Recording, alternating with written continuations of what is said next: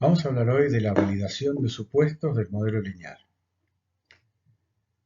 La validación de supuestos es un asunto menos importante que la evaluación de desempeño del modelo y la inferencia estadística, ¿sí? Esas dos son las cosas, los pilares fundamentales del método. Sin embargo, ayuda a saber qué tan confiables son los distintos resultados que arroja el software. Porque si estamos en una situación real, en una empresa, y nos enfrentamos a un conjunto de datos y aplicamos un modelo lineal, el software va a trabajar y va a entregar unos resultados, pero ¿qué tan confiables son? Mm, Es probable que no confiemos inmediatamente en los resultados hasta tanto les hayamos dado unas cuantas vueltas. Bueno, la validación de supuestos nos da confianza sobre esa validez del resultado. Por eso se llama validación. Recordemos que el modelo se apoya en 4 supuestos principales. Supuesto número 1, especificación, que la esperanza de epsilon es igual a 0. Supuesto número 2, homoselasticidad, que aquí está expresada en conjunto con el supuesto número 3 en forma matricial. Fíjense, dice varianza de epsilon igual a sigma cuadrado por la identidad. Es decir, la matriz de varianzas y covarianza de los epsilon es una matriz diagonal cuyos elementos son todos iguales. En la matriz de varianzas y covarianzas, en la diagonal de esa matriz, están las varianzas de los epsilon. Y esto nos dice que son todas iguales a sigma cuadrado. Ese es el supuesto número 2, homoselasticidad. Pero además esta expresión nos dice que afuera de la diagonal donde están las covarianzas son todos ceros. Es decir, supuesto número 3, independencia. Bajo la normalidad, independencia equivale a incorrelación. Estos tres supuestos, 1, 2 y 3, forman la hipótesis del teorema de Gauss-Markov. Por lo tanto, son importantes, son más importantes que el cuarto. El cuarto, la normalidad de los epsilon, se necesita para hacer la inferencia estadística. Digamos, no es que no lo usamos, pero es de menor importancia. Luego habíamos marcado un quinto supuesto, la independencia lineal de las variables explicativas, pero eso no es tan fundamental y se refiere mayormente al asunto de la colinealidad que ya vimos. Ahora noten que todos los supuestos se refieren a la perturbación aleatoria epsilon. Es necesario que ese epsilon se comporte educadamente para que el modelo sea confiable. Es decir, epsilon no es observable. Por lo tanto, tenemos que pedirle que se comporte de manera predecible para poder realizar el análisis con validez. Como epsilon no es observable, vamos a usar los residuos, que son las predicciones de epsilon. Veamos entonces primero las propiedades de los residuos, porque no son todo lo ideales que podríamos pensar. Tienen algunas dificultades. Vamos a ver. En este slide tenemos una demostración de que los residuos no son homocedásticos ni independientes, aunque las perturbaciones epsilon lo sean. Lo cual es un poco perturbador, por cierto, pero no se preocupen que se puede corregir. También se ve que cada residuo es combinación lineal de todos los epsilon. Por lo tanto, por el teorema del límite central, tienden a la normalidad, aunque los epsilon no lo fueran. Esas cosas pueden confundirnos un poco, ¿no? Porque, fíjense, ¿no?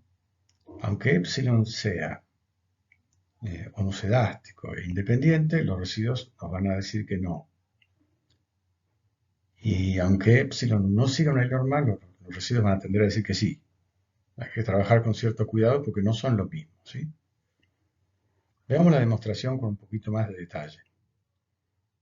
Aquí tenemos el vector de residuos E, que se calcula como la diferencia del vector de datos I, aleatorio, menos el vector de pronósticos I sombrero, también aleatorio. Ahora sabemos que I sombrero es H por I, porque H es la matriz que le pone el sombrero a I. Y sacando factor común I, Y, nos queda identidad, porque no queda nada en el primer término, menos h por y. Ahora vamos a calcular la varianza de epsilon, la varianza de un vector, ¿sí? Por lo tanto es una matriz. La varianza para una variable que tiene media cero, como los residuos, perdón, la varianza de los residuos vamos a calcular. Como tiene media cero, entonces directamente es la esperanza del producto de E por E. Pero como es un vector, vamos a tomar E por la traspuesta de E, que no es un producto escalar. Entonces no es un producto escalar, sino que este es una tabla, una matriz con todos los productos posibles. El E1 por E1, ahí hay un cuadrado, E1 por E2, E1 por E3, y así llenamos toda la matriz. Entonces la esperanza de epsilon por la traspuesta de epsilon nos va a generar una matriz donde están las varianzas en la diagonal y las covarianzas afuera. Ahora reemplazamos el vector E por su expresión que dedujimos arriba y nos queda I menos H por Y por la traspuesta de Y por I menos H. Acuérdense que la transposición del producto invierte los factores. Por eso va primero Y y después I menos H. El operador esperanza penetra a través de estos grandes coeficientes matriciales I menos H que no tienen valores aleatorios y se aplica directamente al producto Y por traspuesta de I, que es una matriz. Un montón de esperanzas, digamos, en la matriz. Como I lo único aleatorio que tiene es epsilon, lo demás es X por beta, que es fijo, entonces la esperanza de I traspuesta de I será igual a la esperanza de epsilon traspuesta de epsilon. Y este, por supuesto, número 2 y número 3 es igual a sigma cuadrado por la matriz identidad.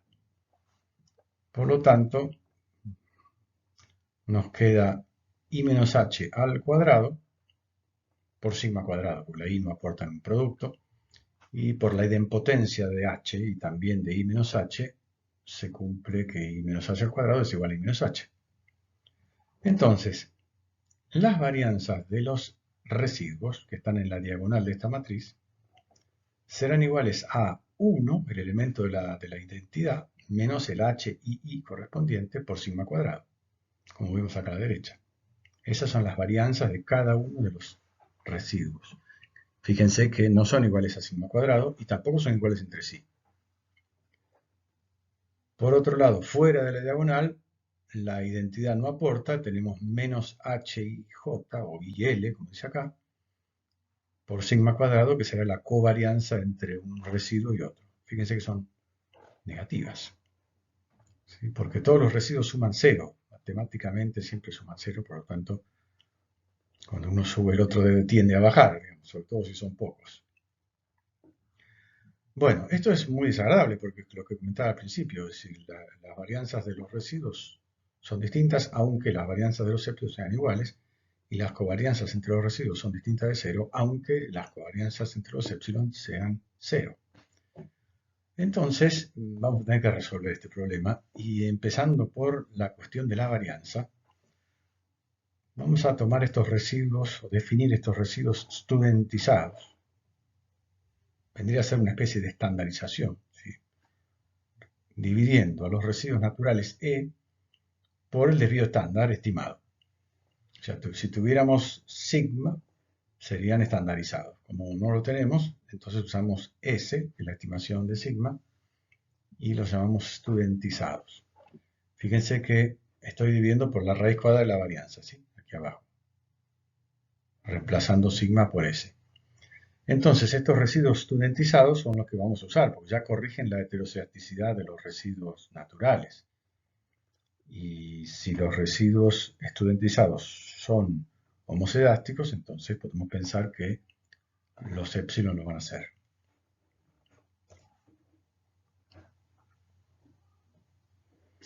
Lamentablemente, estos residuos estudentizados requieren conocer los elementos H y I. Esto en Excel es bastante difícil porque la matriz H tiene n por n, es de n por n. Y si hay 1000 datos, por ejemplo, será una matriz de 1000 por 1000, que es difícil de colocar. Se puede. Hasta hasta cierto punto llega el Excel. En algún momento se vuelve impráctico. Pero en cambio, si usamos R, un software especializado como R u otros, esto va a ser posible. Vamos a empezar por validar el supuesto número 4, la normalidad de los épsilon. Veamos primero qué daño produce en el modelo la falta de normalidad.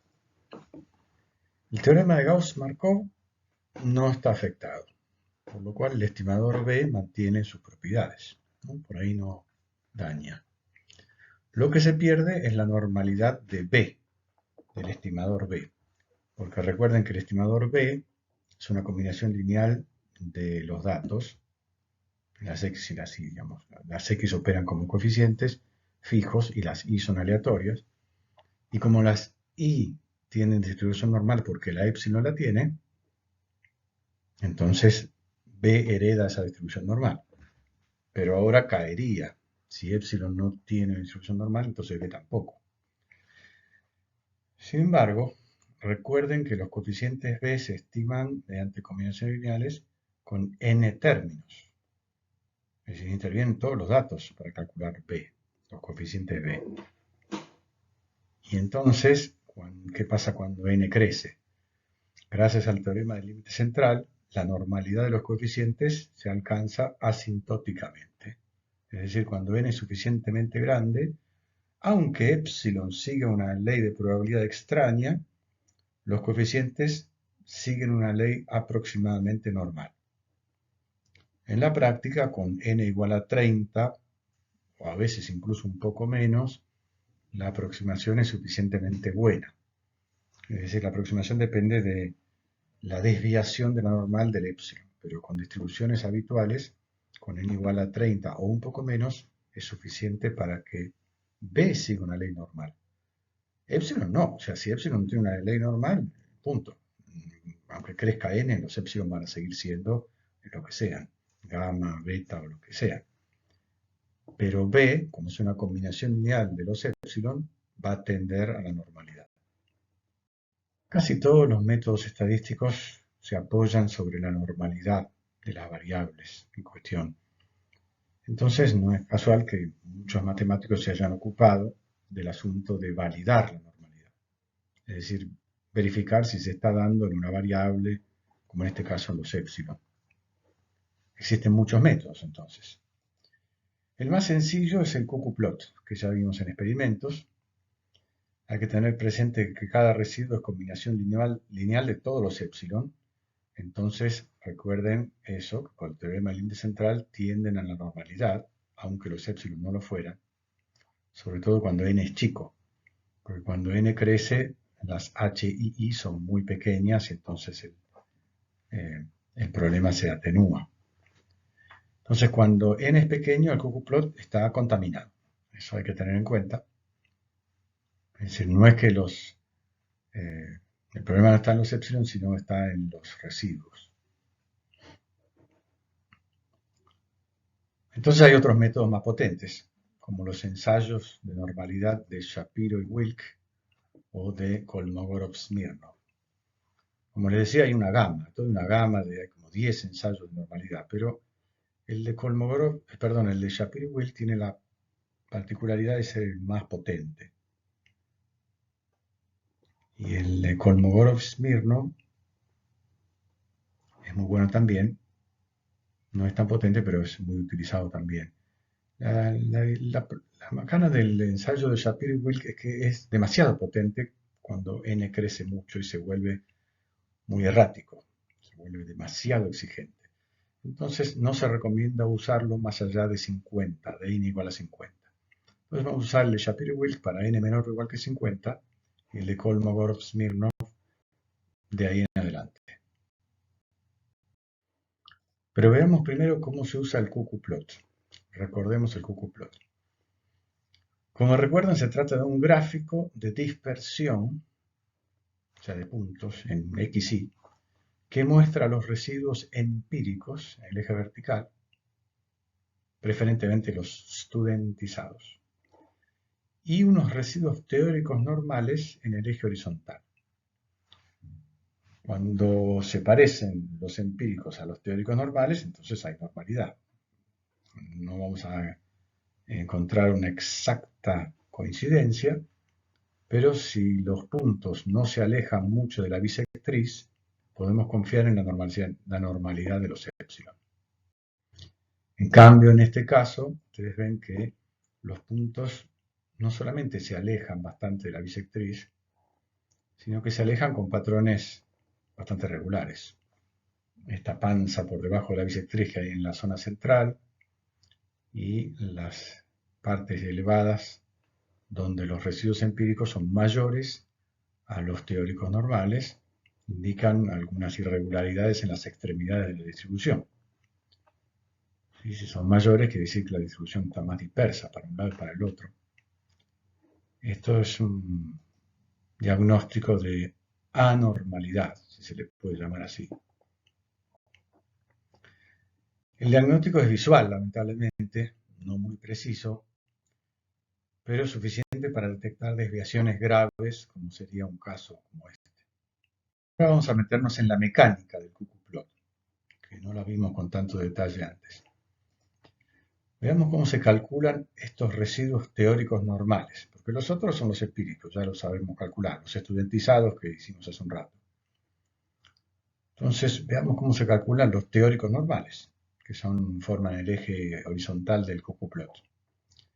En este gráfico que está aquí, que no es un cucuplot, estimamos la función de probabilidad acumulada de los residuos. Entonces, fíjense, los residuos están en el eje horizontal, cortan el eje en diferentes lugares, ya están estudentizados, así que oscilan alrededor de 0, tienen promedio 0. Entonces, los n valores de los residuos estudentizados cortan el eje real en n más 1 partes. ¿Sí? O sea, son n menos 1 segmentos que quedan entre los puntos, más 2 segmentos abiertos en las puntas. Se asume que a cada una de las n más 1 partes le corresponde la misma probabilidad y se construye la función escalón que sube 1 sobre n más 1 en cada punto, en cada residuo. Esa es la función de distribución empírica porque surge de los datos, en este caso de los residuos, que es nuestra variable que estamos estudiando.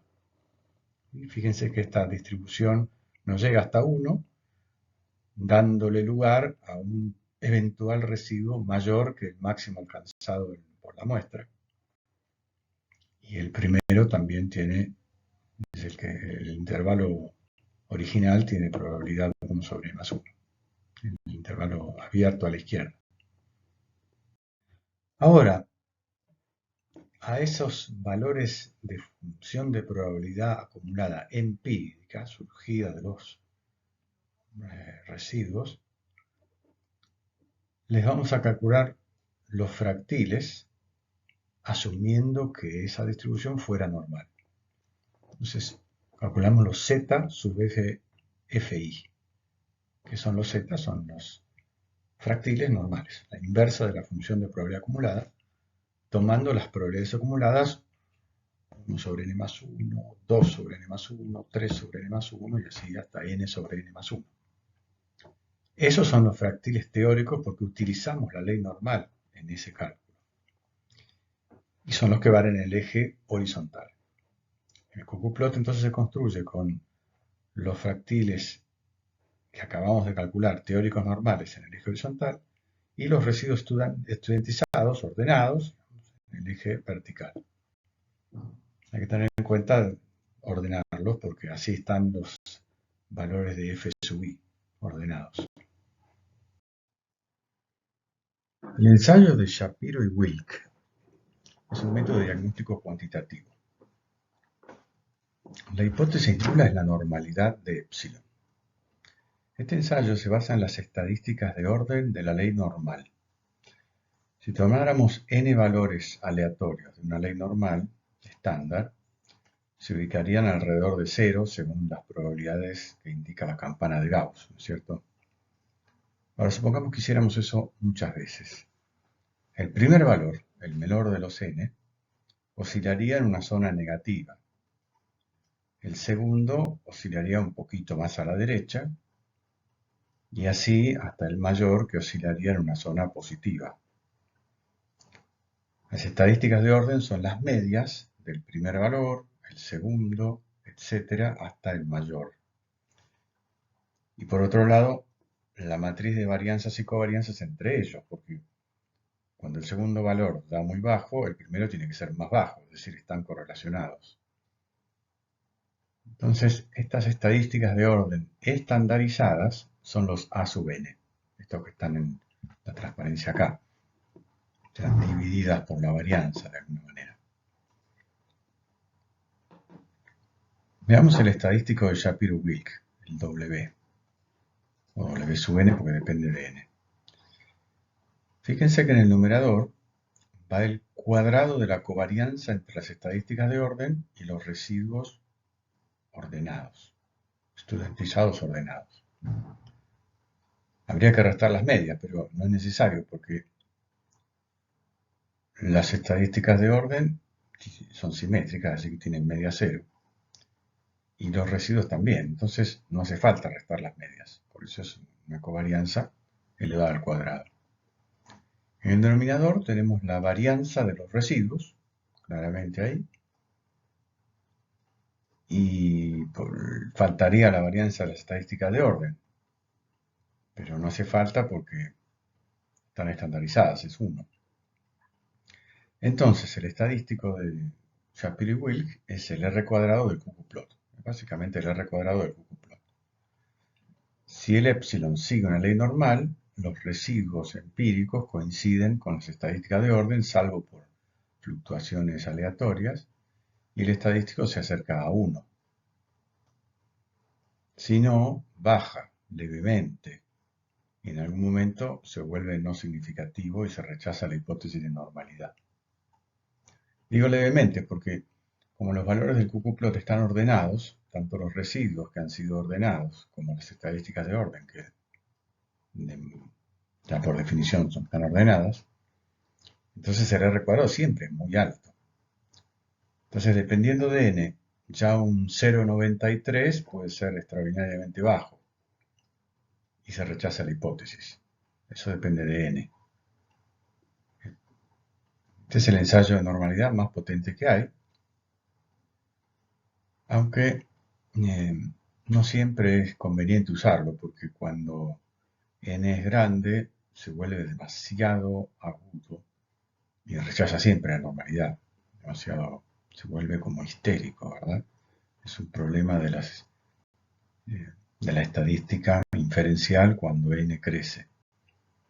Y como es tan potente, hay que tener cuidado y solo usarlo cuando n es menor o igual que 50. Hasta ahí estamos bien.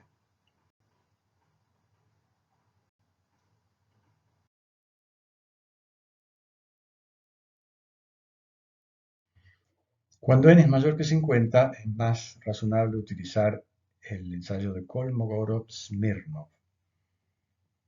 Kolmogorov, un gran matemático ruso que se dedicó a la teoría de la probabilidad, es el que formuló la teoría de la probabilidad axiomática, uno de los grandes, y Smirnov no es el del vodka, Smirnov era un discípulo de Kolmogorov que lo ayudó con estas cosas, en particular con este ensayo de normalidad.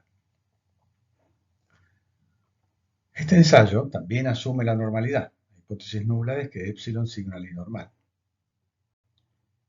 Y se basa en la función de distribución acumulada empírica que acabamos de ver hace un ratito. En la función escalón, esa roja que iba subiendo en cada residuo 1 sobre n más 1.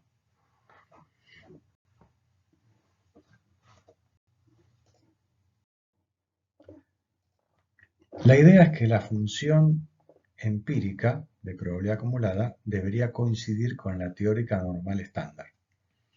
Entonces aquí tenemos trazada la función escalón, esta roja, que es la función de distribución empírica, casi la misma que hicimos hace un ratito, solo que aquí Kolmogorov propone dividir por n en vez de por n menos 1, por eso llega hasta 1.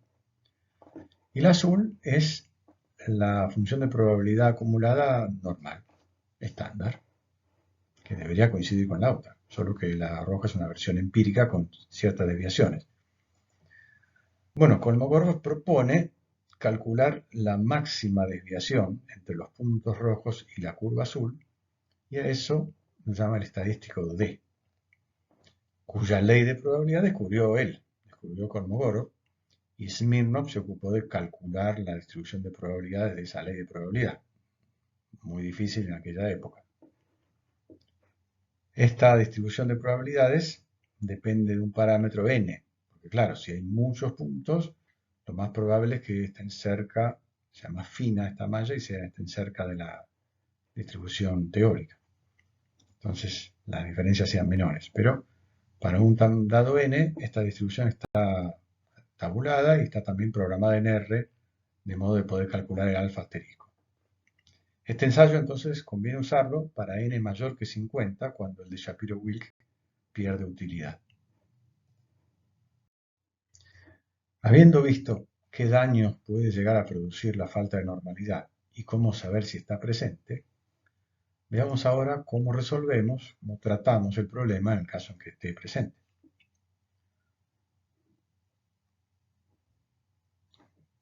Cuando el supuesto de normalidad no se cumple y el n es pequeño, conviene aplicar algún tratamiento para resolver el problema.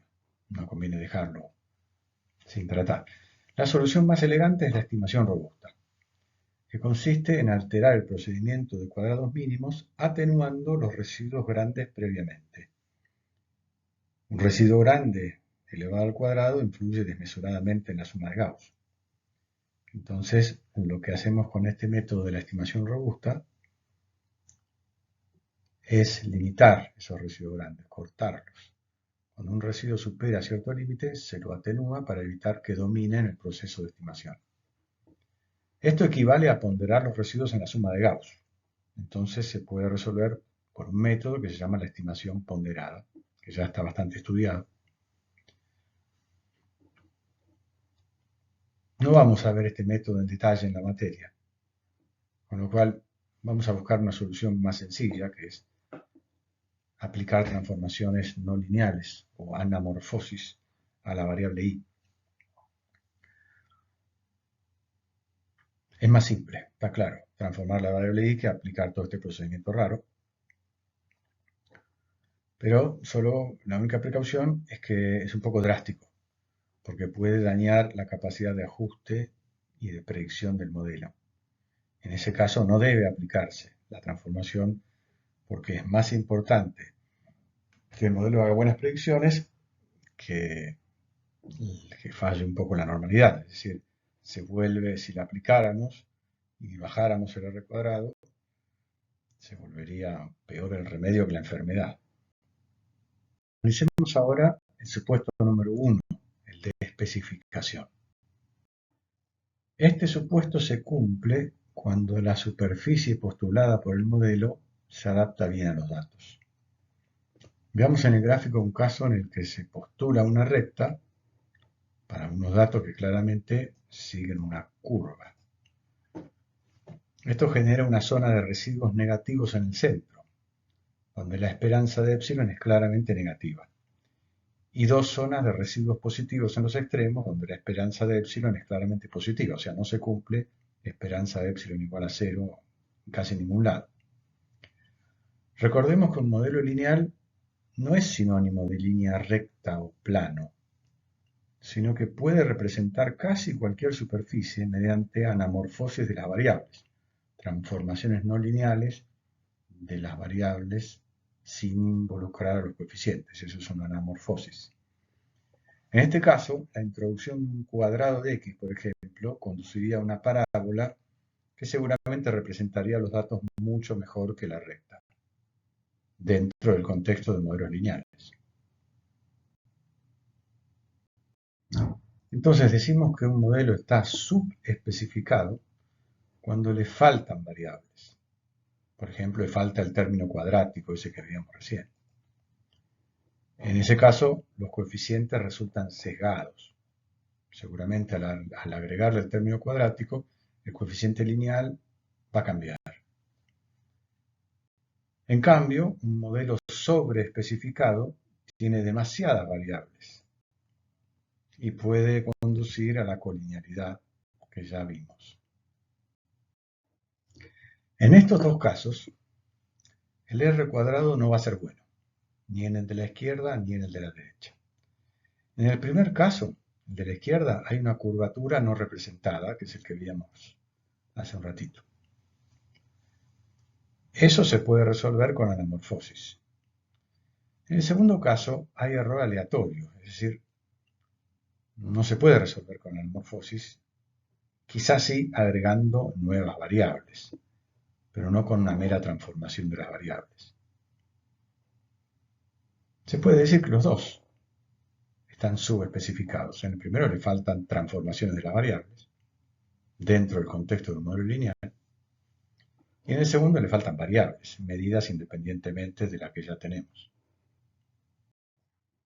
Entonces, una forma de diagnosticar la subespecificación es mediante el grado de ajuste del modelo.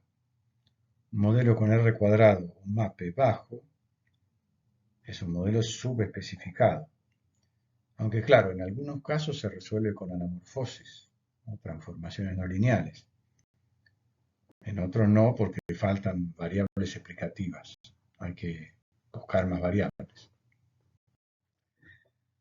Para resolver la subespecificación, cuando se trata de curvaturas, se pueden aplicar anamorfosis. Por ejemplo, poner términos cuadráticos, cúbicos, interacciones entre las variables, o sea, productos entre las variables explicativas. Ahora, si se trata de error aleatorio, será necesario medir nuevas variables explicativas. Entre las anamorfosis más útiles para problemas económicos está el logaritmo, ya sea aplicado a la y o a la x o a las x. Mientras sean positivas, se puede aplicar. O a ambas, puede ser a las x y a la y. Esto genera modelos logarítmico cuando se aplica a la a o las x, exponencial cuando se aplica a la y potencial cuando se aplica tanto a las x como a la y.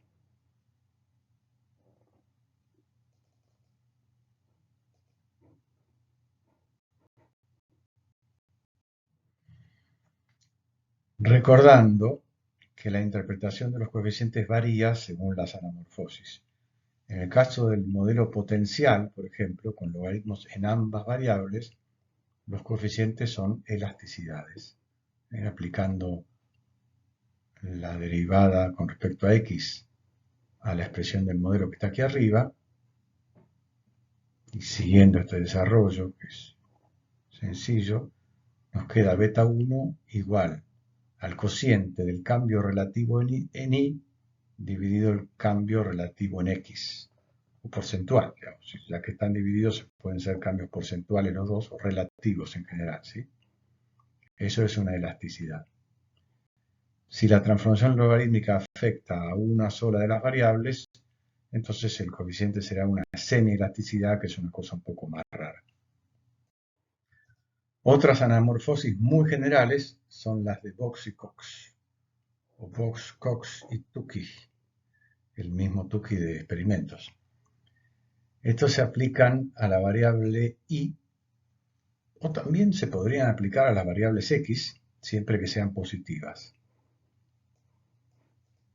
Hay que recordar que cuando se aplica una anamorfosis a la variable y, el R cuadrado deja de ser comparable, porque el R cuadrado, recuerden que es la parte de la dispersión de la I explicada por el modelo, pero si hemos cambiado la I, su dispersión ha cambiado y entonces es una parte de otra cosa. Por lo tanto, no son exactamente comparables.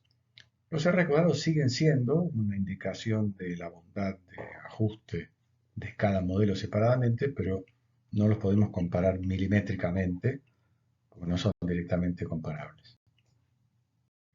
Analicemos ahora los supuestos de homoelasticidad e independencia. Ambos están juntos en esta expresión matricial tan condensada, ¿no? Pero son diferentes. La expresión indica, recuerden, que la matriz de varianzas y covarianzas del épsilon es diagonal, con todos los elementos iguales a sigma cuadrado. En la diagonal van las varianzas de los épsilon, que al ser todas iguales expresan la homoselasticidad. Fuera de la diagonal van las covarianzas entre todos los pares de épsilon, que al ser todas nulas expresan la independencia, porque son normales. Comencemos por la homoselasticidad. ¿Cuáles son sus efectos sobre el modelo? Ahora cae el teorema de Gauss-Markov, cosa seria. Existe un teorema generalizado que no requiere la homoselasticidad. Y uno diría, bueno, ¿y por qué no usamos siempre ese entonces? Bueno, porque tiene algunas dificultades de orden práctico. Ahora, si usamos el estimador de cuadrados mínimos, el habitual, el estimador B es insesgado y consistente todavía, pero ya no es eficiente. Es decir, no tiene la mínima varianza posible, porque el teorema de Gauss-Markov no se sostiene. De hecho, el error estándar estimado es una entelequia porque no hay un solo error estándar, sino que depende de las X. En cada lugar la varianza es distinta. Entonces, cuando el Excel nos arroja el error típico, ¿típico en qué lugar? Es una especie de refrito de todos los errores posibles que hay por ahí.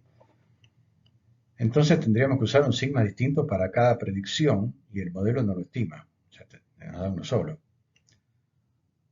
Por último, los errores de estimación de los coeficientes son incorrectos, en general, lamentablemente, menores que los reales, produciendo una ilusión de significancia. Entonces el daño es bastante grave, por lo cual hay que tratarlo con cuidado. Hay una forma sencilla de diagnosticar la homoselasticidad, que consiste en una inspección visual del gráfico de los residuos studentizados contra los pronósticos de los valores muestrales, o sea, los I sombrero. Podríamos poner la I, pero es más apropiado poner las predicciones, las estimaciones, para los valores de la muestra. Son parecidos, sobre todo si el R cuadrado es alto. Cuando los puntos se distribuyen en una franja rectangular, hay homoselasticidad. En cambio, cuando se distribuyen en forma de embudo, por ejemplo, la dispersión de los residuos es baja a la izquierda, ¿sí? Se escapan poco del eje, y es alta a la derecha, se van más lejos, mostrando heteroselasticidad. Esto es muy común en economía. Hay muchas variables normales, ¿recuerdan? Y bueno, esas son las que traen estos problemas. En otros casos puede verse un embudo decreciente, en economía en general no, pero en otras ciencias puede aparecer, o quizá una dispersión oscilante, que sube, luego baja, vuelve a subir. Todos esos son casos de heteroselasticidad. Este gráfico se puede hacer también para cada una de las XJ. O sea, en el eje horizontal podemos poner la X1, la X2, la X3.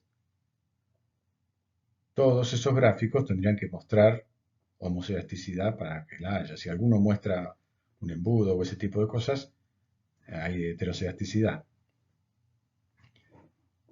En general se usa la I sombrero como un resumen porque recuerden que es una combinación lineal de las X. Entonces, y cada una con el peso dado por su coeficiente, con lo cual es un buen resumen. Pero eventualmente podemos inspeccionar todos los gráficos y ver si alguno muestra un patrón como este o de dispersión cambiante. Hay un ensayo de homoselasticidad debido a este señor White. Se utiliza mucho en economía, donde surgen estos problemas muy seguido.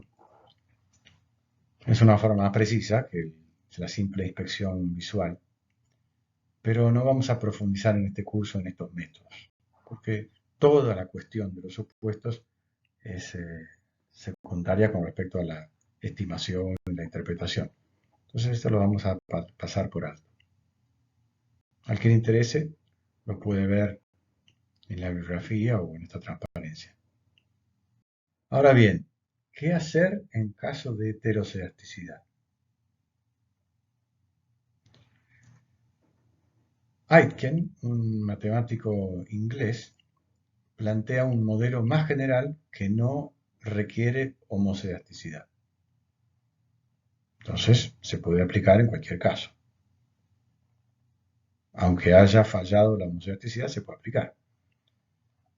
Este método conduce a la estimación ponderada, es decir, ponderar los residuos en la suma de Gauss por la recíproca de su desvío estándar. Ahora vamos a ver un poquito más en detalle.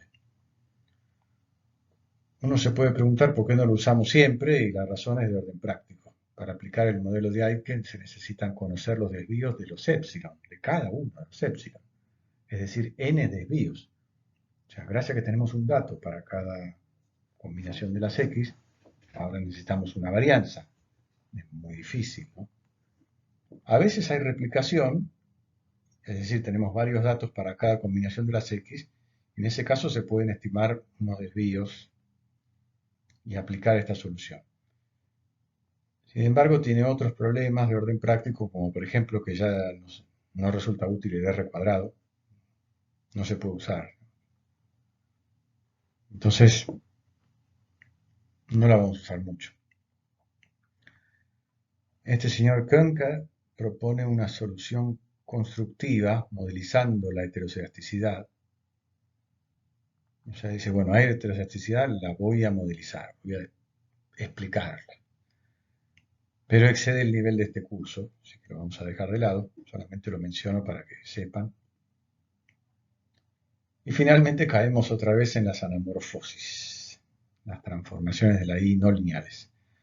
Como siempre hay que tener cuidado con esta solución, no vaya a ser que para corregir la heteroscedasticidad se arruine la capacidad predictiva del modelo porque perdemos lo más importante. En este slide describimos un poquito más el modelo de Aitken que les comentaba antes. Fíjense que asume que conocemos esos desvíos sigma sub i para cada uno de los datos, desvíos del épsilon. Entonces, son distintos quizá, y el modelo de Aitken conduce a esta ponderación, ¿sí? Ponderación de la suma de Gauss Q. Y esa ponderación, debidamente tratada, conduce a esta expresión matricial para el vector B. El vector B sub A de Aitken se calcula de una manera parecida a la de cuadrados mínimos, solo aparece esta matriz V corta aquí a la menos 1, que también queda dentro de la matriz de información, el sándwich, entre las dos X. Esa matriz V es una matriz diagonal, que es un proxy de varianzas, o sea, los elementos diagonales son proporcionales a los sigma. Y esos elementos diagonales tienen que sumar n para que tenga algún sentido el resto del modelo. Si conocemos estos sigma i o los podemos estimar a partir de los datos, por ejemplo, cuando hay replicación, bien, si no, no se puede aplicar. Finalmente veamos el supuesto de independencia, el más crítico. Y abrimos la caja de Pandora con esto porque no solo es más difícil de diagnosticar, sino muy difícil de resolver. Y vamos a tener que esperar a la unidad de modelos dinámicos de la materia para poder resolverlo bien. Pero vamos a abrir la puerta, vamos a abrir la caja. Este supuesto es muy difícil de diagnosticar en el caso general, diría imposible. Y además es el que produce el mayor daño en el modelo. De hecho, para resolverlo necesitamos la teoría de los modelos dinámicos, como decía antes, toda una teoría, nuevos modelos para poder trabajarlo. La independencia suele fallar cuando los datos están organizados en el tiempo o en el espacio. Por ejemplo, cuando se trata de datos longitudinales, como las ventas de un producto a lo largo del tiempo, las ventas en dos momentos distantes probablemente sean independientes. pero las ventas de dos momentos cercanos, por ejemplo, una semana y la anterior, seguramente estarán correlacionadas. Otro caso son los precios de las propiedades en un territorio. Por ejemplo, las propiedades están distribuidas en la geografía, en un territorio, en una ciudad, y bueno, los precios de dos propiedades lejanas en la ciudad, una en la punta, la otra en la otra punta, muy probablemente sean independientes, pero los precios de dos propiedades del mismo barrio, que quizá tengan mucho en común, y probablemente sean parecidos y estén correlacionados. ¿Qué daño produce esto? Cae el teorema de Gauss-Markov rotundamente. El modelo de Aiken teóricamente nos ayudaría, pero habría que estimar las n por n-1/2 covarianzas. Es aún más desolador que estimar las n varianzas para el caso de la homocedasticidad, o sea que es imposible. El estimador B es insesgado y consistente, afortunadamente, pero no eficiente. Otra vez, pierde la eficiencia, la mínima varianza, ya se vuelve más inestable. Y en algunos casos también puede adquirir sesgo y perder la consistencia, es decir, ni siquiera mejorar con el aumento del tamaño de muestra. Es de imaginar que los errores en los coeficientes estarán completamente alterados. O sea, es el daño más grave, es el supuesto que produce daños más graves en lo que el software nos muestra. Para diagnosticar la dependencia, en el caso de datos longitudinales, podríamos graficar los residuos estudentizados a lo largo del tiempo. La independencia se vería como una dispersión completamente aleatoria de los residuos, como la que está en el gráfico de la izquierda. En cambio, el de la derecha mostraría mediante esa viborita una alta dependencia. Los residuos son parecidos a los que están cerca y diferentes quizás de los que están lejos, pero habría una dependencia entre los residuos sucesivos y los cercanos. Esto es en teoría, porque lamentablemente en la práctica este diagnóstico visual no resulta suficientemente claro, ¿no? No se ve esta viborita, sino que se ve una nube de puntos con una ligerísima tendencia que hace falta mucha imaginación para detectar y nos deja más dudas que otra cosa. Hacen falta métodos más potentes que veremos en la unidad de fenómenos dinámicos. Estos métodos se basan en la autocorrelación, es decir, la correlación de los residuos con ellos mismos refagados, ¿no? Por ejemplo, la correlación de los residuos con los residuos de la semana anterior, del periodo anterior. Y hasta aquí podemos llegar, es decir, no podemos ya seguir adelante con esta cuestión porque es demasiado compleja. Hay un método para diagnosticar que es más preciso, que es, eh, se llama el ensayo de Darwin-Watson, uno de los primeros ensayos de validación de supuestos de la historia, porque claro, es un problema muy serio, pero ha sido superado, con lo cual no lo vamos a ver. Vamos a pasar directamente a la unidad que viene de fenómenos dinámicos, a ver cómo diagnosticar exactamente este problema y cómo formular una solución, ¿sí? Por ahora lo vamos a dejar aquí. Con esto cerramos el capítulo de validación de supuestos y el del modelo lineal en general.